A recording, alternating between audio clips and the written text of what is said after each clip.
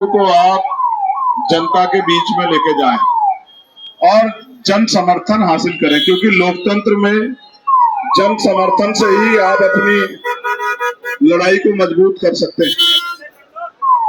जिनके पास जन समर्थन होगा उसी जन समर्थन से विधायक जीतेंगे, वही विधायकों की संख्या से सरकार बनेगी और सरकार के द्वारा बजट के निर्धारण का फैसला जब आपके हाथ में आ जाएगा तभी आप अपने क्षेत्रों में काम करा सकते हैं।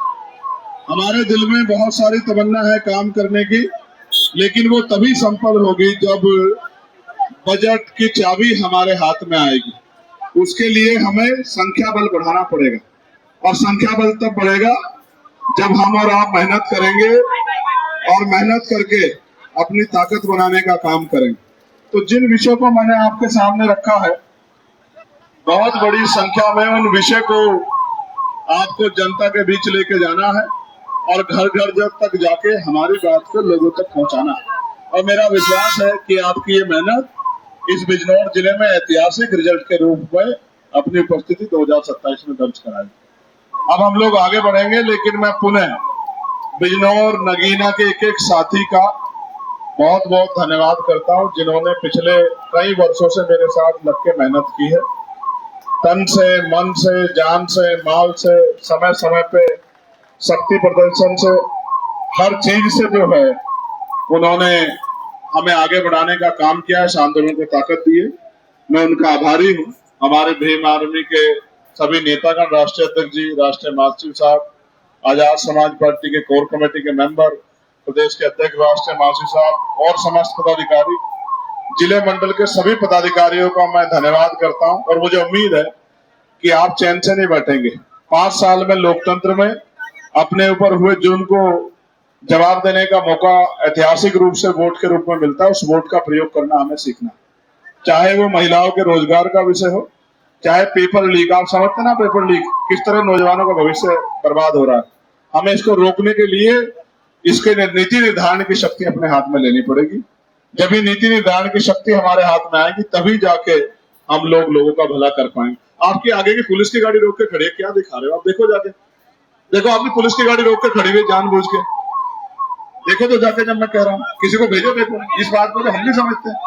पुलिस की दोनों गाड़ियों ने रोक रखा, जाके देखो। नहीं है गाड़ी, मैं तो ऊंचे से देख रहा हूँ, जाके दिखवाओ। देखो कोई गाड़ी नहीं है, वो रोक के खड़ा है जानबूझ के और होटर बजा रहा है। अगर ऐसा उसके आगे कुछ हो तो वो उसको वैसे हटवा देता। होटर काहे को बजा रहा है जबरदस्ती करके?